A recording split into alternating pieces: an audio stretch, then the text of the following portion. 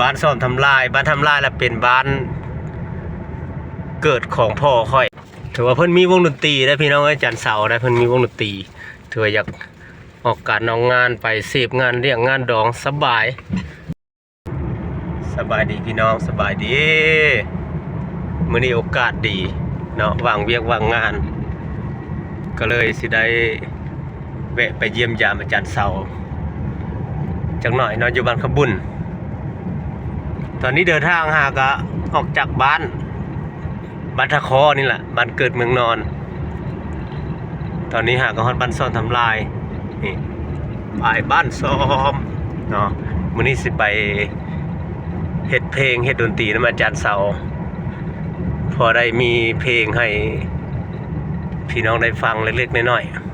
ๆช่วงนี้เงียบๆไปดนละบ่ได้เฮ็ดเพลงดนละอันนี้เป็นทางผ่านเนาะอยู่บ้านซอกถือว่าเส้นทางก็อุดมสมบูรณ์ดีแล้วบ้านนี้เนาะบ่ดีแต่มองมันเพหั่นล่ะแต่สมัยตะกี้ก็มาอยู่นี่แหละอยู่บ้านซ่อมเนาะย่างไปเฮียนอยู่ไปเฮียนประถมเฮียนป .4 ป .5 นี่ปกติตอนนั้นตอนสมัยนั้นนี่มันมีโรงเรียนอยู่นี่เดี๋ยวนี้เพิ่นปลูกเรือนใส่ละนี่อยู่นี่แล้วอันนี้เป็นครัวดินตะกี้เดี๋ยวนี้เพิ่นเฮ็ดทางดำถมเบิดละเฮ็ดครัวพอดีคักเลยบัดนี้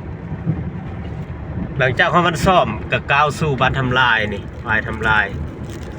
บ้านซ่อมทำลายบ้านทำลายแล้วเป็นบ้านเกิดของพ่อค่อยเนาะเป็นบ้านเกิดพ่อแท้ๆนี่แหละพ่อคิงๆนี่แหละนี่ถือว่าบ้านทำลาย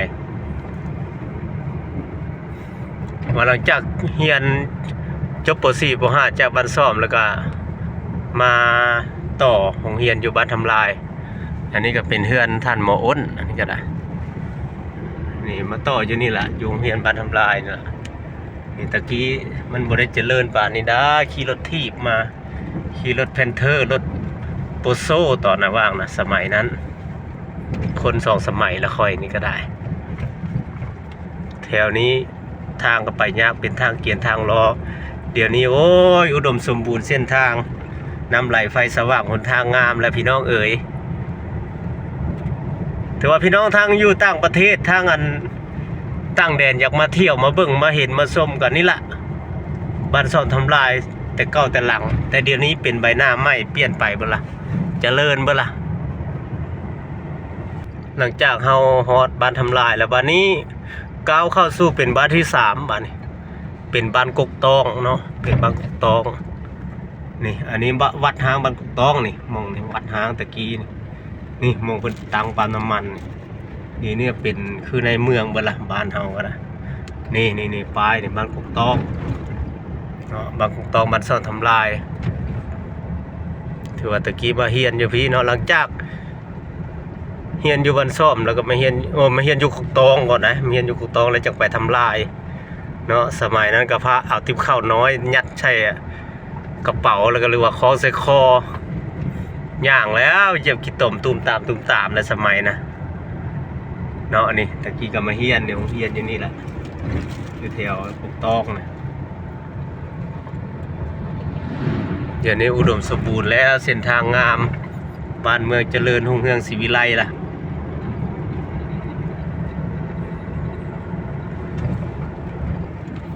เอาหลังจากผ่านบ้านกกตองมาแล้วกับฮอดสถานที่เดินยนต์คันยุคนั้นสมัยนั้นเพิ่นสิฮู้ดอกว่าเดินยนต์มันเป็นค่ายทหารเก่าค่ายทหารตะกี้เนาะถือว่าทางผ่านถือว่าซึกเสือตอนนั้นอยู่หม่องนี้แหละยังแถวนี้ละแม่นเบิดนี่เดินยนต์นี่สมัยย่างไปบ้านขบุญทางดำรถป้ากระสุนกระเซนไปแล้วตอนนะสมัยนะนี่เป็นนาทำลายนี่ทางข้างหน้านี่นาทำลายตัวนี้ละบ้านอันเฮือนของอันบ้านดอกไม้บานเนาะบ้านดอกไม้บานผู้คนเขาขอเพลงตลอดนะทางสถานีคืนได้เป็น104สถานีอันทะแคกแน่เนาะอันนี้สถานที่นาทำลายนี่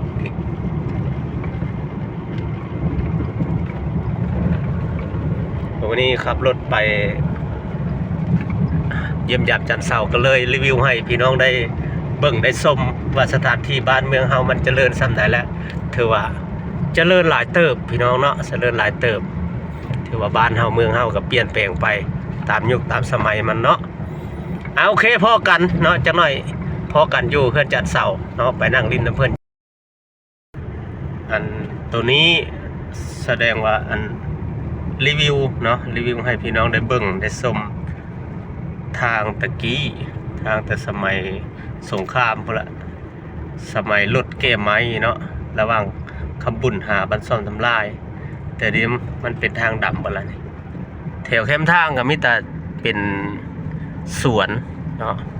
เป็นสวนยางเป็นสวนยางเป็นสวนมันต้นมันสับปะหลังหมดแล้วแถวนี้ว่ารีวิวให้พี่น้องได้เบิ่งเนาะระหว่างเส้นทางจากอันนาทำลายมาหาห้วยย่างแต่ตอนนี้ไกด์ชิฮอตอันไกด์ชิฮอตเดินย่นบ่อนหินดานบ้านคำบุญนะบ่อนไกด์ชิฮอตคล้ายทหารตะกี้นี่อันนี้ละฮอตนี่เขาเอิ้นว่าสมัยตะกี้เขาเอิ้นว่าหินดานนี่หินดานเดินย่นคล้ายทหารเก่าแต่สมัยนั้นเนาะสมัยต่อสู้กูซาดพุ่นละถือว่าเปลี่ยนแปลงไปหลายมองหินดานนี่แหละไกด์ฮอตนี่ย่างมาแล้วมาพักกินข้าวอยู่นี่แต่สมัยยังน้อยได้ย่างน้ำน้าสาวย่างน้ำอันแม่ย่างมาบ้านบุญในทางดับไปทางแดงตอนน่ะรอดปลากระแสนรอดอันต้นไม้ต้นตอกแต่ว่าเดี๋ยวนี้มันเปลี่ยนไปแล้วเนาะถือว่าเจริญกว่าเก่ากว่าหลังหลายหลังจากนั้นก็มาฮอดบ้านคำบุญนี่สบายดีคำบุญบ้านของอาจารย์เสาเนาะคำบุญต้นแหนกลางบ้านน้ำบ่อน้องฮอดากุดเกเสียงแร่และแถวนี้และสมัยนั้นดังได้ชื่อเสียงบ้านข้าเจ้าตอนเนาะถือว่ามาฮอดบ้านคำบุญละนี่ทางตอนหน้านี่สิเป็นทางเลขที่3ใต้เนาะไปทางพุ่นเราไปเวียงจันทร์เข้าตะแคกไปทางนี้เราไปสวรรณเขตปากเซนี่3แยกบ้านเขาบุญละเบิ้ลนี่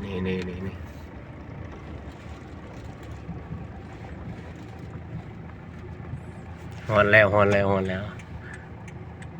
นี่เขาไปเฮือนจันทร์เสาถือว่าเขาบุญก็เจริญเนาะเจริญเมืองเบิ่นล่ะนี่เป็นค่ายทหารเนาะค่ายทหารไอ้น้องแถวนี่แหละ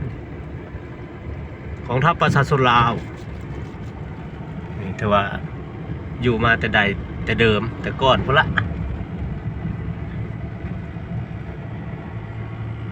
ตอนหน้าเนี่ยเฮือนอาจารย์เสาจักเพิ่นอยู่บ่